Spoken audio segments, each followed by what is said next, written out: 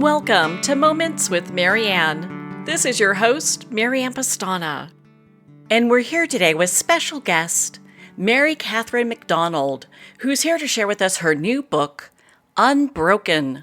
The Trauma Response is Never Wrong, and the Other Things You Need to Know to Take Back Your Life. So welcome to the show, MaryCatherine McDonald. Thank you so much for having me. I'm so excited to be here. Oh my goodness, what an honor it is to have you here and to talk about this book. What inspired you to write this? I've been in the field. So my background is in the academic world. I'm a professor and also a coach. And I've been researching trauma since 2009 from an interdisciplinary perspective. So I bring in neuroscience with psychology and also the critical perspective of philosophy. And I've been studying trauma, and there's so much in the field that is still being debated when it comes to the basics. What kinds of events count as trauma and what do not, and things like that. And there's so much interesting misunderstanding. I think we've inherited a lot of bad old science and beliefs that have been really corrosive to the way that we understand the trauma response. So I wrote the book to get this idea out to everyone, however many people that I could, that this idea that we are broken if we are experiencing trauma symptoms is actually scientifically false. The trauma response is a strength response. And of course, when the trauma response goes haywire and causes distress and symptoms, that's something that we need to work on. But when we start with the understanding that the response is a strength response that comes from our natural tendency to adapt, then we can peel away the shame at having the symptoms and go from there. My goodness, that's such a big deal because that shame and all that stigma really, I think, keeps a lot of people back. Absolutely. I mean, it's just horrible. Yeah. I mean, are there other myths that go around as well with this? There's so many. I think that some of them come from when we started studying trauma in the 1800s, and we didn't have the technology to look at the brain or really understand what was going on in the system, in the nervous system. But some of them come from just the societal narratives. I think one of the myths is that we arrive at healing when we stop feeling anything about something. And that's actually not how our brain works at all. So to expect that, if you have a big loss or you have a trauma, that you'll get to this arrival point where you no longer feel anything when you think about it is you're setting yourself up for failure. So there's that. And I think there's some other misconceptions that float around about triggers, because this has become something that,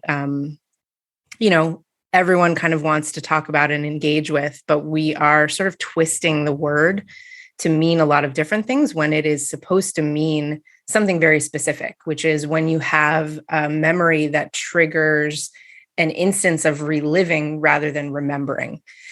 And when those come up, that's a sign to your system that something needs to be integrated. It's not a sign that there's something wrong with you. It's a sign that there's some work to be done. But I think we're getting the narrative around triggers wrong in a couple different ways. So I think there's a lot around trauma that gets misunderstood. And the book is sort of broken into, the first thing that I ask you to do in the book is to kind of forget everything that you think you know about trauma. Let's start over and get on the same page. And then each chapter kind of takes on a different set of misconceptions, incorrect things, just kind of updating the science and things like that. Well, thank goodness for that. So, to start from the basics, what really is trauma? That is a great question. I was really shocked when I jumped into this field in 2009 to find out, because we've been studying trauma since the late 1800s in an academic setting.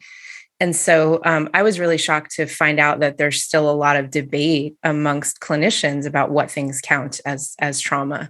The definition that I like to use is separate from the type of event and more situates what is traumatic with the person who's going through it. And I can explain why in a second. But the definition that I use is you have a potential traumatic event when you have two things happen: an unbearable emotional experience, and then that lacks a relational home. So when you have an unbearable emotional experience that lacks a relational home, you have the potential for something to become lasting trauma. If you don't get that relational home and you have to just sit with those overwhelming emotions, which your system can't really metabolize, what is potentially traumatic is much more likely to become lasting trauma. And a relational home is just a place where you can sit with someone or a group of people or several people at different times and be helped through the overwhelm. So when we look at that, and my goodness, it sounds like getting to this place where we can work through that overwhelm is such a big deal. Mm-hmm. Yeah, it's a huge deal. I think that some of the research that I've done in the academic world has really highlighted the impact of a relational home. So, for example, when combat soldiers come home, it's not so much what they've been through in deployment; it's whether they have a safe landing spot when they get home. And that is what is much more likely to determine whether someone is going to have PTSD or not. And so I think the hope there, the hopeful piece is that if we can all get on the same page societally and we can understand what it means to provide a relational home for one another, then when we are struggling or when the people around us are struggling, they're much more likely to get the help that they need. I think there's this other misconception that the only place you can speak about trauma and or get any healing is in a room with a therapist. And of course, there is a time and a space for therapy and the therapeutic relationship. And we also heal in relationship with one another, The subtitle of your book is The Trauma Response is Never Wrong. Mm-hmm. What does that mean? So I want to kind of distinguish or differentiate between the trauma response and trauma symptoms. So the trauma response is this amazing, beautiful set of default responses that we have evolved to have, where when your system detects enough overwhelm and threat, it has basically an alarm system and a set of processes that will make it more likely for you to survive that threat. And so that's the trauma response. And I think, we have carried through history this idea that to be traumatized is to be weak, that there are some people that go through traumatic events and come through unscathed. And that's just not true at all. What's much more true is that we have this biology, these default systems in place that are adaptive. And that is a miracle. That's amazing. They take us out when we get to peak overwhelm because they're trying to help us survive.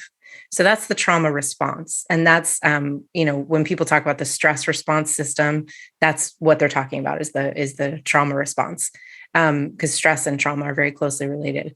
Trauma symptoms are the result of when we get sort of flipped into the trauma response and can't get out, or we get flipped into the trauma response in a moment that is safe or benign.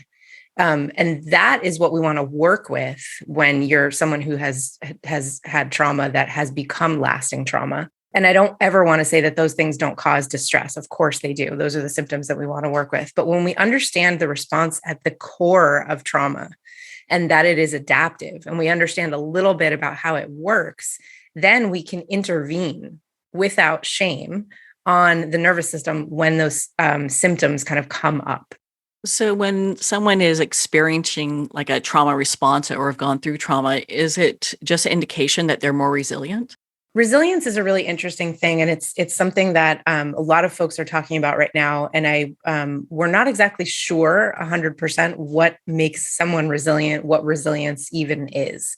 And there are 100 different layers that are part of your neurobiology and part of your lived experience that determine whether you're resilient at one time or another. This is actually one of the reasons why it's so problematic to define trauma by the kinds of events that you go through.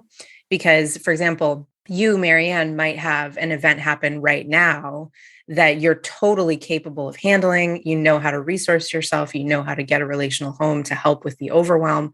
But if that had happened 5 years ago, that might have become lasting trauma. And so to say that you're more or less resilient is sort of like a moving target. And there's a lot of stuff that comes up with resilience that's actually biological. So certain people have glucocorticoid steroid receptors in their brain that are more sensitive, or they have more of those, which makes them more sensitized to stress or less sensitized to stress, right? So I hesitate to kind of say that if you've been through more, then you're more resilient, because it really depends on the person and their biology. And also, like, sort of the context of their life. What does their support system look like? How many people are there for them when they're struggling? In what ways are they there for them? Things like that. Thank you for going over that, because resilience is kind of a hot topic right now. So It you hear totally about is. that quite a bit. Yeah. Well, and so what should we know about repairing our trauma? Because there seems to be, you have this beautiful pattern kind of laid out on some things that we can look for. Yes. So I think the best way to do this is to talk about the difference between normal memories and the way they get coded, and then trauma memories and the way they get coded. So the way that our psychology is structured, we file things away in this really complicated, amazing filing system in our brain. And the reason for that is because if we have everything really organized, all of our experiences, we're much more likely to survive, right? It's helpful to know and remember this mushroom is poisonous and this one is something I can eat for dinner, things like that. So that's just how we are wired. And when we have, normal events happening, within about 24 hours of an event, you get a file folder in your brain. And that file has a narrative, it has emotional content, and it has, like a set of meaning tags that help your brain find it when it needs it. And so when you have an overwhelming event, the trauma response kicks off, and 47 different parts of your brain and body and general biology alter function to help you prepare to handle that threat. One of the things that goes partially offline is that file system, that file room kind of, the lights go out and nobody's back there filing things away. And so again, within, about 24 hours of of a traumatic event, a significantly overwhelming event, you have a file folder created, but it's a disorganized one. And your brain doesn't like that, because a disorganized file might be dangerous, and that might be something that threatens you. And so every time you have something in your perception that comes through and reminds someone in the file room of that, disorganized file, it will toss it to the front of your mind to give you the opportunity to organize it again. The problem is that your alarm system also recognizes those pieces as danger. And so there's one part of your mind that's trying to help you organize, and then there's another part of your mind that's trying to protect you in the moment. And those two pieces are sort of in conflict at that time. And so what that creates is these situations where you have a very outsized response to a basically neutral stimulus. So just for a silly example, let's say you're sitting at work and someone walks by and they're wearing a maroon shirt, and you start to feel really anxious, and you don't even know that it's because of the maroon shirt. You're just sitting at work trying to have your normal day, and you're feeling anxious.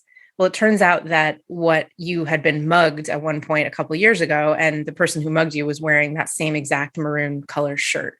Your brain is trying to get you to organize that data. What does maroon mean, and how and in what ways is it dangerous? But your brain is off to the races before you get a chance to do that organization. And so you start having this response. So to go back to your question of how can we sort of work with this, the best starting point, absolute square one, is to understand that your body is a barometer and it's giving you important data all the time. I think in our society now, we are very used to being totally disconnected from our body. We try to manage our bodily systems and functions instead of letting them talk to us. But if you can keep a log of when you start to feel distress, you can start to notice patterns. Your body will tell you what needs to be processed and worked with. And then depending on the severity of the event, there's a lot of different ways that you can work with that. You can work with that memory with a therapist, and they can help you sort of organize the narrative and the emotional content so that you can, so your brain can start recognizing that file in a more coherent, less upsetting way. And there's also things you can do to regulate your nervous system so that when you have an outsized response, you can get some relief in that moment. And that's, I think, a big place that we are really missing the conversation. And that's not something that most therapists do, is to give you tools to kind of master your nervous system. And so when I wrote the book, I wanted to make sure that the reader had a toolbox of different tools. So there's one or two tools at the end of every chapter that are aimed at helping you regulate your nervous system and deal with these responses as they're happening in real time. Okay, there's so much there I want to unpack. You know? I may have had too much coffee this morning. I know. Hey, I'm glad that you are spending the time and going through this with us because there's a lot here, and I found your book to be just so powerful. Oh, thank you. Yeah, and one of the things I was thinking about, I've heard people talk about, well, they don't really have memories of their childhood. It was so Mhm. abusive or so bad. How do people work through that? That's a great question. There's this myth, and I so get it. I've had this experience too. I think it's maybe just a natural tendency when we feel like there's a black hole or there's an abyss in the past, we have this incredible urge to go and figure out exactly what it is. And we're telling kind of too simple a story when we do this, and we're saying, "Oh, something awful must have happened to me that I blocked out." Um, and I need to go back in order to heal. I need to go back and figure out exactly what that is and live through it again and sort of, feel through it. That's actually not necessary. The amazing thing about what your body does is that it tells you what you need to work on in the moment right now. And so when there's something that needs to come up, your body will tell you that in the form of some distressing symptom. And I know that I'm saying it's a miracle, and I don't mean to minimize the pain that comes up with the symptom, but the symptom is telling you something that needs to be worked on. And the amazing thing is that you can work on that. You can get healing without having to go back to the original source of the trauma. The reason that I say that is because it can be re-traumatizing in an unnecessary way to try to go back. And it also is sometimes impossible. And that can be either because the part of your brain that stores long-term memory isn't developed yet when the upsetting things happened or when the overwhelming things happened. Or it could be because of injury. We have lots of case studies in psychology of people who have brain injury that prevents them from accessing their long-term memory. And they still are able to heal from the symptoms present forward, if that makes sense. In some ways, that sounds like that could be kind of a gift, not being able to Yeah. really have that if something traumatic has happened. And I guess we can kind of look back on family experience or experiences and kind of go, okay, well, so maybe something did, maybe something didn't, but you're saying that we should really look at what we're feeling and then work Yes. on that. Yep. And I can give you kind of like a small example because I know this can seem kind of vague and strange. If you had, let's say you had a trauma when you were younger where you felt trapped and sort of terrified by a parent. And it happened, maybe a bunch of times, maybe only one time, but you don't have access to the memories. What's going to happen is that you will feel trapped in your present as an adult in situations where you cognitively know you're not trapped, right? So let's say you're at work and you have a coworker who kind of reminds you in some unconscious way of your parent. You might start feeling really anxious and trapped at your desk. And you might be thinking like, this is why it's so important to peel away the shame, because we go right to it. We say, oh my God, what's wrong with me? Why am I having these symptoms? I know that this person is safe. I know that I'm safe at work. What's wrong with me? That's always where we go. But what's happening is that your system is trying to tell you that you need an experience of freedom to counter the feeling of being trapped. And so if you can actually work with that in that moment, so you have a coworker that feels unsafe to you, if you can give yourself the opportunity to feel free from them, and that can happen in a tiny little way. You can just, walk away or leave the office or take a walk around the block every time you find them to be triggering. That will slowly over time recalibrate your nervous system to show you that you are actually in charge. And so the threat system can kind of take a back seat because it knows that you sort of have it. Thank you for taking the time to go through that. Yeah.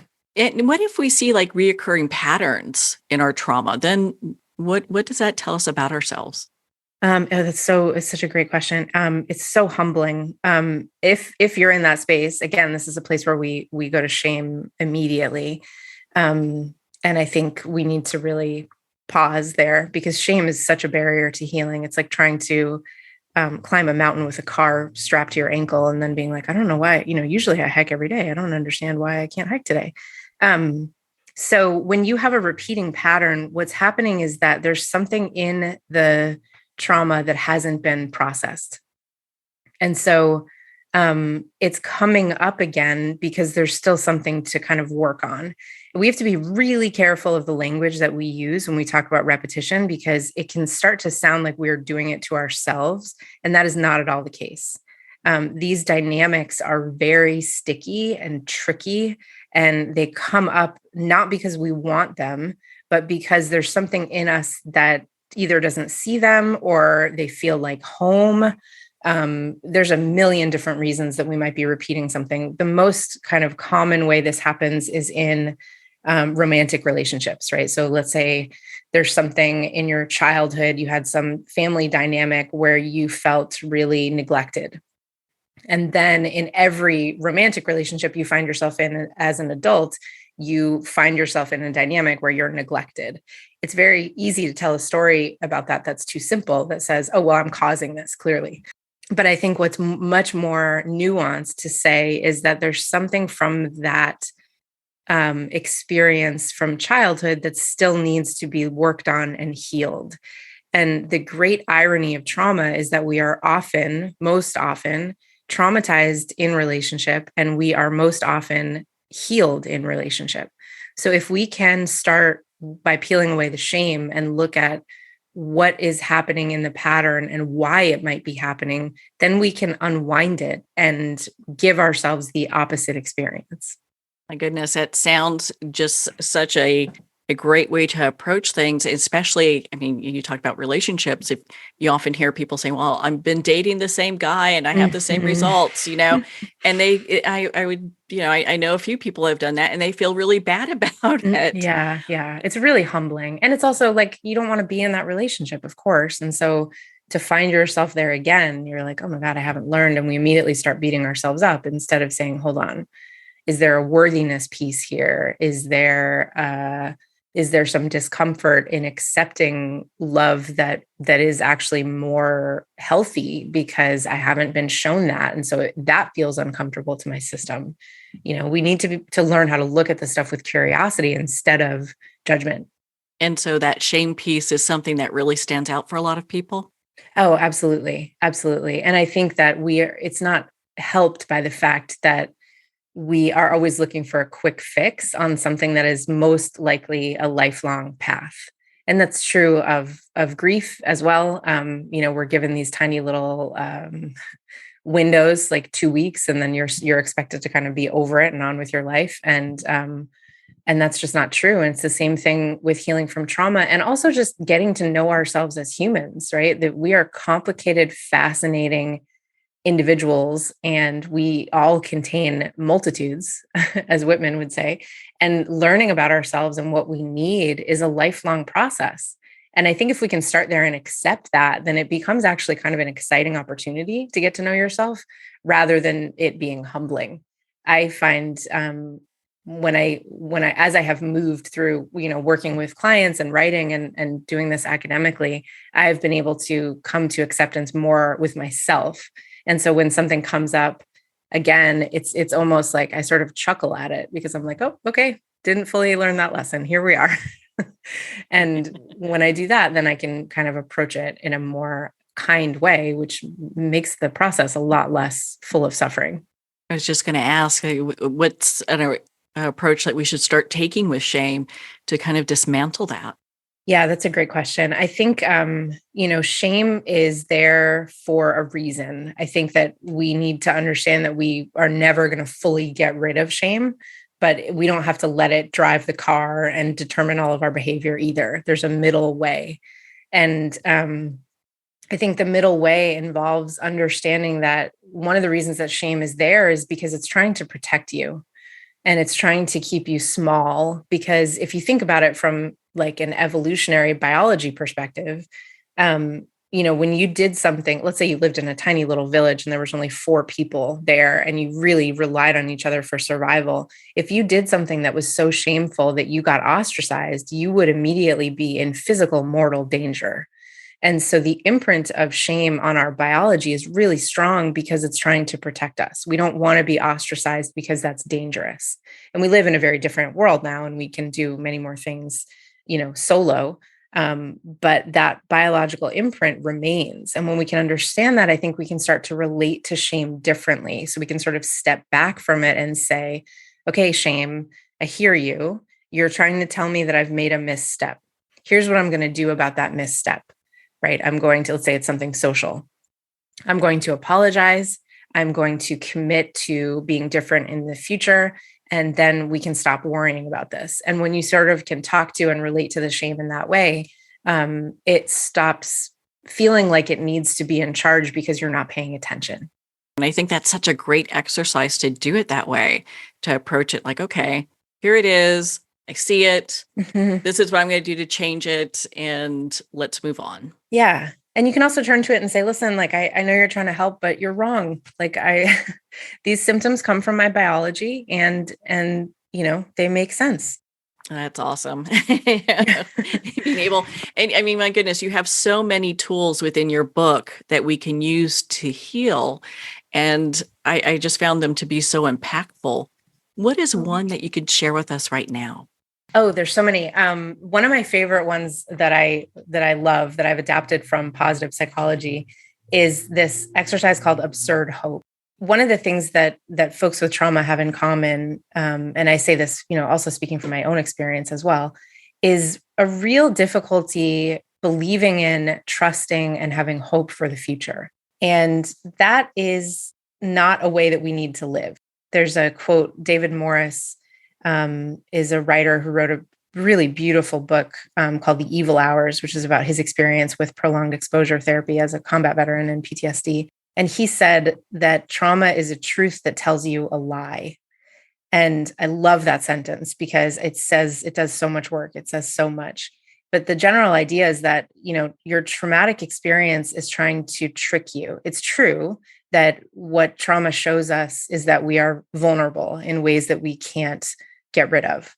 That's the truth. The lie is that the only way to live is by being hypervigilant, by not having hope, by feeling incapable of love, all of these things. And so in positive psychology, they've done a lot of work and shown that if you can lean into hope and imagination for your future, you can, that helps an enormous amount with the symptoms of PTSD, of anxiety, and of depression. But I found when I was working with my clients that hoping for their future was too big of an ask.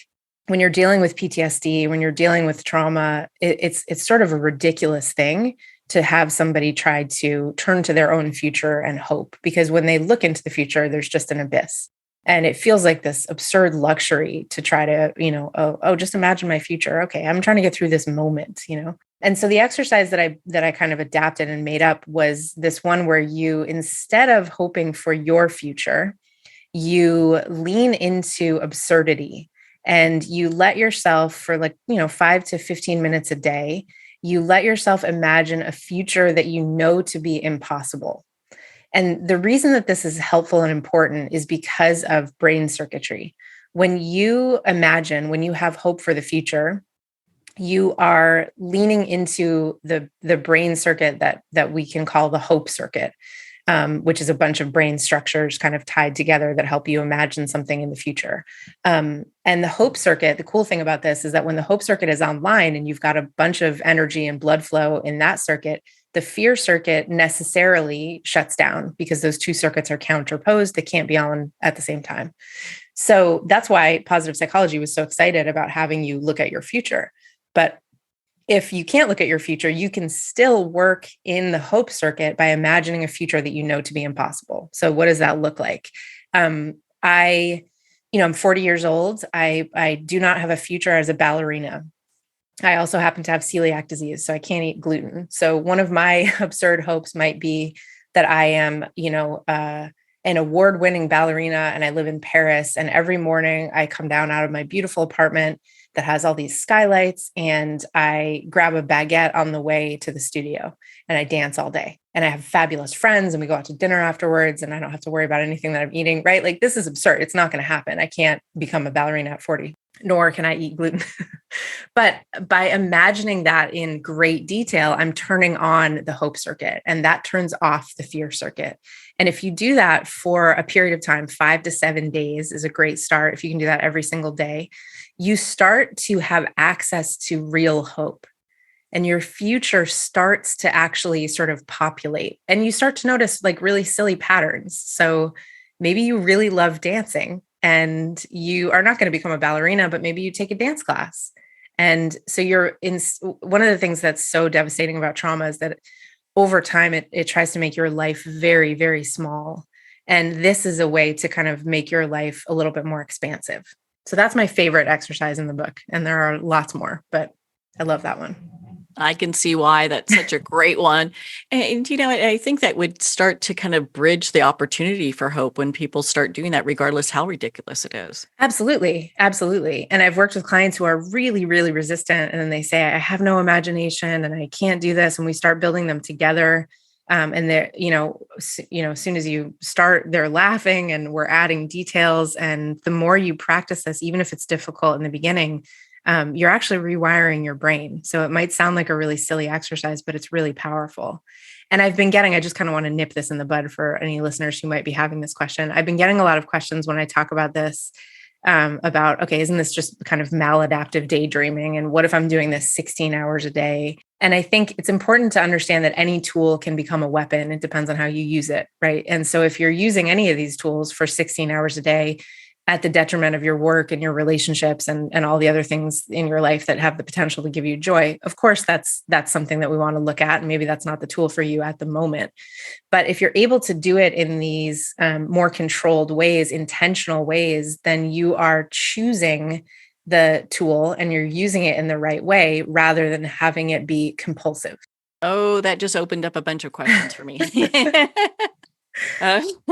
Okay, so I think I'll start with the easier one, and maybe this isn't as easy, but how does trauma impact our view of the world? Oh, that's a great question. I think the phrase that I love to use when it comes to this is that there are certain experiences that stamp our world with meaning. And sometimes those are good and beautiful experiences. If you think about, the highlight reel of your life, you might have some moments that really made you believe in humanity, moments that made you believe in love, things like that. And then there are counters that also stamp your world with meaning, which are these more overwhelming or traumatic moments. I don't think they're necessarily always traumatic. They can just be, negative. But when you have trauma, certainly when you have PTSD, one of the things that happens to your worldview is that it becomes kind of impossible to trust. And that may start off as, well, okay, I was abused, and so I have difficulty trusting people in romantic relationships. But it won't stop there. Usually what happens is that it then grows, it sort of metastasizes like a cancer. All of a sudden, you also can't trust your coworkers who you used to feel really comfortable with. And now you can't trust your family. And you can't really trust any institutions, and you can't really trust anything in the world, and the experts are getting it wrong. And all of a sudden it's like, you can't trust anything and anyone. And so your world becomes stamped with meaning that then sometimes sort of spreads. And that's a great thing to sort of notice. I think that, we're kind of coming out of a global trauma right now. And I don't think we've even begun to process what has happened over the last couple of years. And I think I see this a lot, people having really diminished faith in other people at large, in the world at large. And if that's you and that's not characteristic of you, that's a great sign that there's some trauma there to be integrated and worked with. One thing I want to talk about is self-regulation. So if we're dealing with someone that has issues with self-regulation, how does that tie into all of this? Yeah. So this is tricky. I think that there's often sort of a dance that we do. One example might be if you have a coworker who's really dysregulated, and what that looks like is an emotional outburst and abusive work behavior. And they're not recognizing that they're having a trauma response. They're not even wanting to take any kind of accountability there. I mean, I think that it depends on the situation and it depends on your relationship to the person. But what is very likely to happen is that your own stuff is going to start getting triggered, right? Because that's upsetting and activating, even if you feel like you don't have any trauma in your past. And so I think that the best thing to do there is to try to point out to the person, if it's safe to do so, that you feel like the response that they're having to the situation doesn't match the situation. And so I like the word outsized, but it's really hard to talk about this stuff without sounding judgmental. And I'm always so careful, or try to be so careful about language. And so one thing that you might say is approach the coworker in a time of calm. So not in the middle of the conflict and not directly after, and say, it seems like you had a response there in that meeting that doesn't really fit the intensity of what was going on. We were talking about strategy, and all of a sudden it became, really heated. Are you aware of that? What does that feel like to you in your body? And hopefully, if there's enough trust, that person will say, now that you mention it, I did get really heated. I started to feel flushed in my face. And I now that you mention it, I kind of felt attacked, and I don't really know where that came from. And now all of a sudden you have some stuff you can work with, and navigate around. When I do work with couples, a lot of what we do is look at how people have conflict and what comes up and what buttons are we accidentally pushing without knowing it. Because what happens is there's like these invisible buttons that we push in our partners that create these explosive responses that don't make sense to us because we don't see that we've just pushed a button. And so if we can both have awareness about where the buttons are, how they got installed, and what the protocol is to bring someone back to baseline when they do get activated to that level, then all of a sudden conflict can start to look totally different. And so the other piece of that, with whether it's a coworker or a friend, or a partner, learning how to bring yourself back to baseline is really critical. Some people need a 20-minute break and fresh air. Some people need physical contact, a hug.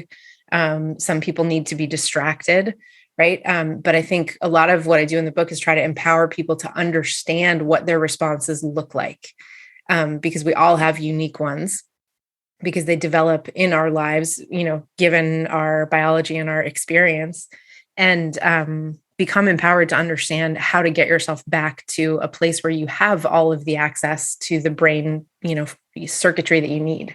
It sounds like it also offers a great deal of not only knowledge, but compassion for people who are going through an issue of self-regulation, and we're able to see it for kind of what it is. Yeah, absolutely. I think we have a tendency to look at the behavior and not what caused the behavior. And, it's, again, this is tricky territory. If it's an abusive situation, abuse is obviously never okay. And I don't want to be, sound like I'm trying to use compassion there. That being said, I think when someone is having an outsized response, it's really important, because what's happening is that there's something going on that's dysregulating their symptoms or their system and causing these symptoms that we can intervene on, which means the behavior can change, assuming that they're willing to change it. Now, I know you touched on this a little bit earlier, but how our brain really identifies and handles grief. Mm-hmm. I'd love for you to kind of expand on that. Oh yeah, it's grief is beautiful and fascinating, and it's a big part of my own story. When I did my master's degree in philosophy and psychoanalysis, and I was actually studying grief and Freud and some contemporary thinkers when my parents both suddenly died, and so I got to live grief while I was studying grief academically, which I think, probably saved my life. So a lot of my origin story, a lot of my trauma is about traumatic loss. And I go into that a little bit in the book. One of the things from a neurobiological perspective that's really important to understand is that when you lose someone, your brain has to remap itself. And so when you have a relationship with someone, you have them in your brain chemistry. You have them in your wiring. You've imagined a future that they will be part of. And when you encounter those moments in the future that they are not there, you grieve all over again. And so I think if we can, there's so much work to be done when it comes to grief, because I think we live in a grief-phobic society. So we have to start there. Grief and loss is something that's going to affect every single one of us. And we ought to get better at handling it with each other. It would help us all. So there's that piece, but then there's also the compassion for how difficult a brain problem it is to lose someone. Your brain maps the world and all your relationships, again, for efficiency and function. And so when you lose someone, your brain has to remap. And I think when we can understand that that's what's happening, we can give ourselves a little bit more grace when it comes to the grieving process and how long it is. And is it advisable just to allow people to continue their grieving process? Or, how should someone navigate that? Yeah, that's a great question. I think that, when you're sent down a grief path, you are sort of committed to a path that you didn't choose, and that is really difficult. And so getting your head around that you're there is kind of step one or ground zero there. I think the other piece is that recognizing, and I'm trying to be careful with my language here because I don't mean this to sound hopeless. I think it's actually the opposite. The grieving process is never over. We use language in our society, which again is a grief phobic society. So this is why we use and keep this language. We use language about getting over it. When I get over it, I'll be able to feel happy again. When I get over it, I'll be able to concentrate. When I get over it, I'll be able to have another relationship, all this kind of stuff. There is no getting over. There is only integrating. We change the relationship that we have with our grief and with the loss changes radically over the years. But it doesn't ever go away. And I don't know, I think that's, again, like, I mean that to be hopeful. I know it might sound damning if there's a listener who's just had a loss, but I think the hope or the promise in that is that you never have to lose the relationship with the person. Like, if we take that thought experiment out and we say, what would it look like to actually get over something? What would that mean? That you don't remember them anymore? That you don't feel that like beautiful pang when you see something that reminds you of them? That's it's just not realistic. So I think understanding that these waves will come always for the rest of your days enables you to relate to the wave differently, to recognize it as a wave, to understand that it's not going to take you out, that it never could, and that it's there to remind you of something. And sometimes that's something beautiful. This morning, it's funny that we're talking about grief. My mom had this very, very intense evening ritual, and she used witch hazel on her face. And I have a cut, so I pulled some witch hazel out this morning to, disinfect it. And the smell of witch hazel, my mom has been dead since 2008, but the smell of the witch hazel brought instant tears to my eyes and this flood of memories of standing in my mom's bedroom, talking to her while she was doing these, evening rituals. And I am at the place in my grief now after so many years where I'm super grateful for that wave, even though it brought tears to my eyes and is bringing tears to my eyes even right now as I'm talking about it.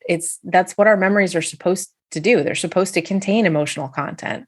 If I have this wave hit me and I can welcome it, then the wave feels a lot different. I know exactly what you're talking about. And I'm so sorry for your loss. Losing a parent is never easy. So thank you. Yeah, it was certainly a life-changing experience. I know a lot of our listeners are going through that same thing. I've gone through that as well. And I think when you talk about how grief takes its time and it's going to be with us always, I find that to be very comforting because it tells me that, when I do have these moments of grief, it's not something abnormal. It's something that will, be with me for a while, but it will, basically get to a point where it's changing. Yes, absolutely.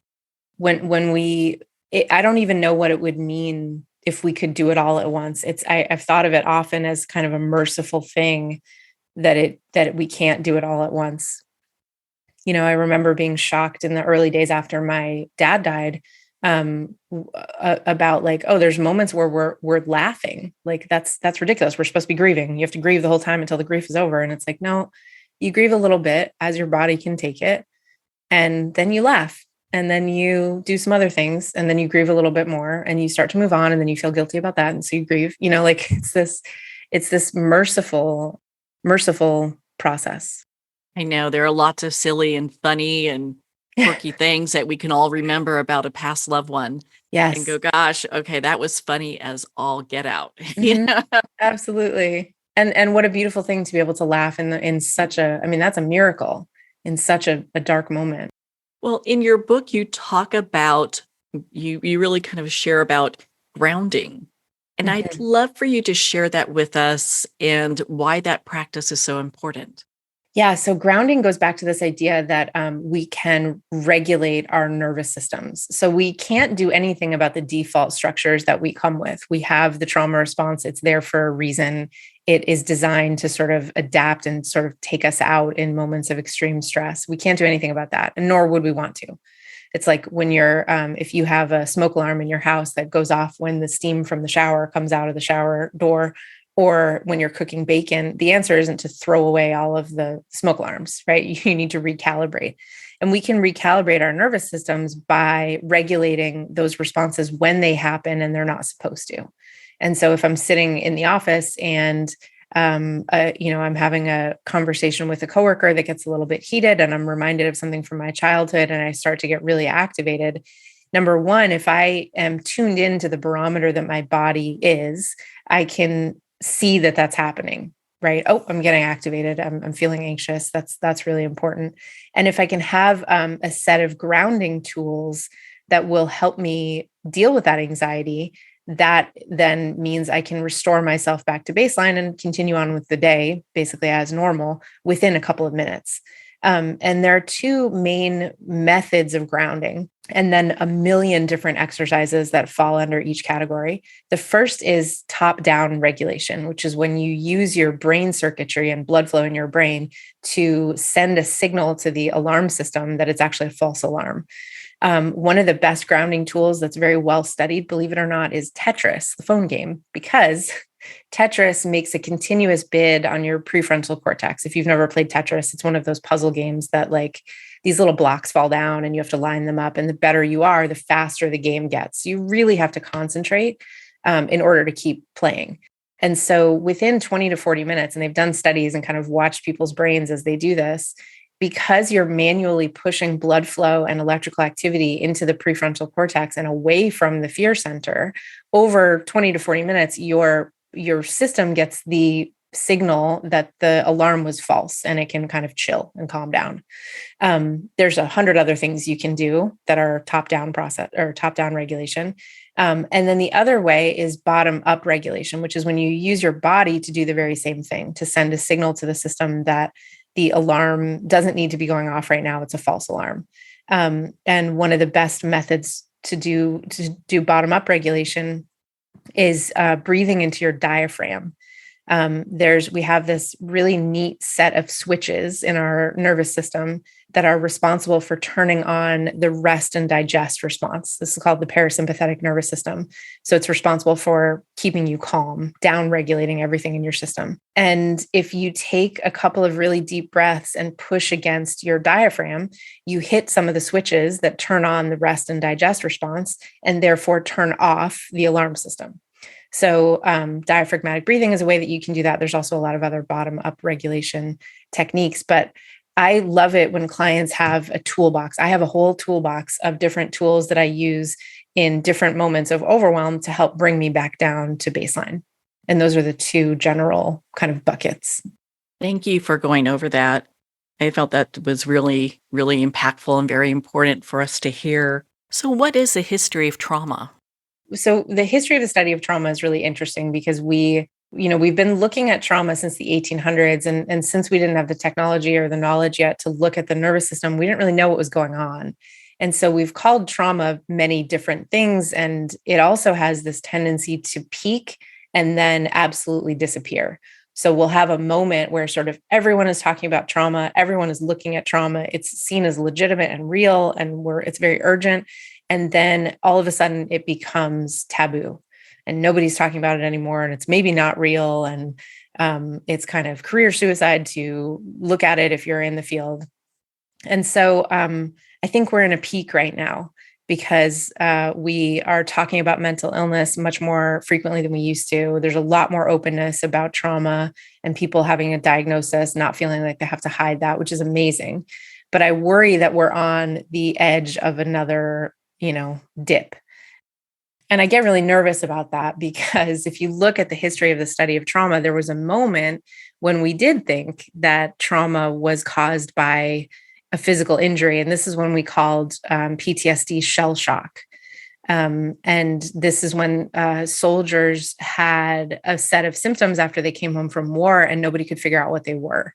And so the hypothesis was that if you were exposed to these concussive blasts, you were essentially getting a brain injury over time, and that this was causing the PTSD symptoms. The term PTSD didn't exist at the time.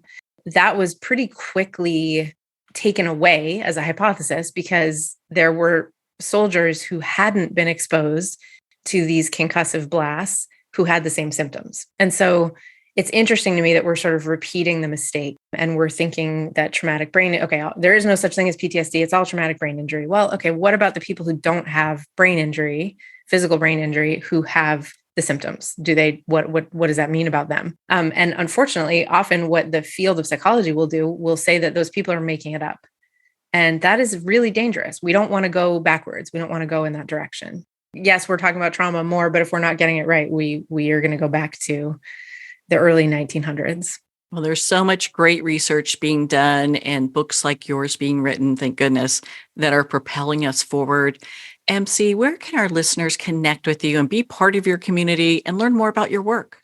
Oh, yeah. Thank you. There's 3 places. So I'm on Instagram at mc.phd and also on TikTok, mc.phd. And my website is alchemycoaching.life. Well, MC, thank you so much for taking the time to be on the show with us here today. Oh, thank you. This was such a lovely conversation. Well, it's been such a joy to spend this time with you and to talk about your new book, Unbroken. On that note, we're going to pause here for a quick moment, and we'll be right back after these messages.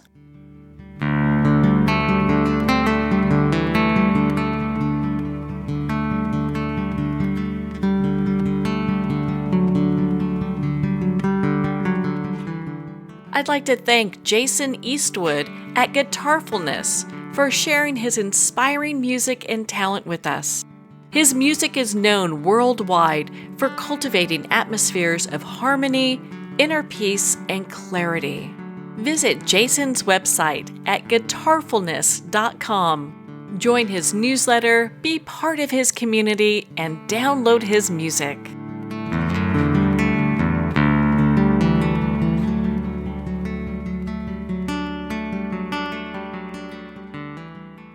Well, we're at the end of our time today. I'd like to thank everyone for tuning in. You've been listening to Moments with Marianne, where we make every moment count.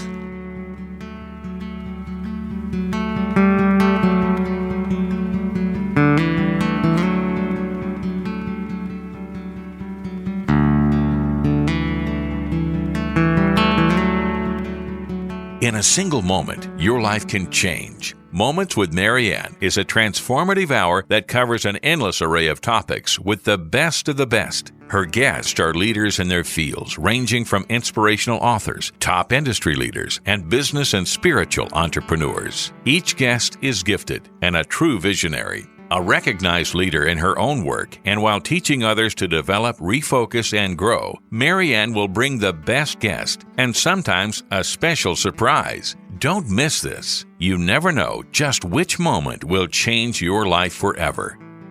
Make sure to tune in and visit momentswithmarianne.com for more information.